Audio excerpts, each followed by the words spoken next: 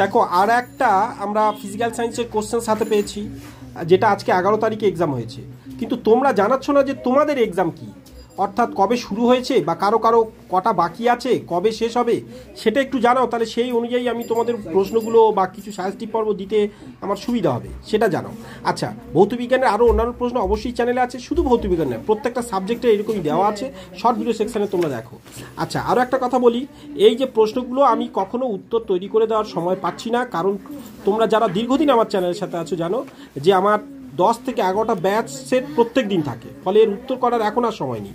কারণ এই যখন ভিডিও করছি 7টা 28 তখনও পর্যন্ত আমি ক্লাসে বসে আছি এবং রাত 10:30 পর্যন্ত ক্লাসে বসে থাকি, ফলে সেই তার অপশানসগুলো সামান্য পেন চালিয়ে যে উত্তরগুলো করে দেবো সেটাও করতে পারছি না। তো ফলে আমি প্রশ্নগুলো রাখছি এই জন্যই, যাতে আমার স্টুডেন্টের সুবিধা হয়, তোমরা যারা দেখছো যাতে সুবিধা হয় যে কেমন ধরনের প্রশ্ন প্যাটার্ন পড়েছে সেগুলো দেখতে পারো এবং নিজেরা সেই অনুযায়ী প্র্যাকটিস করে নিতে পারো।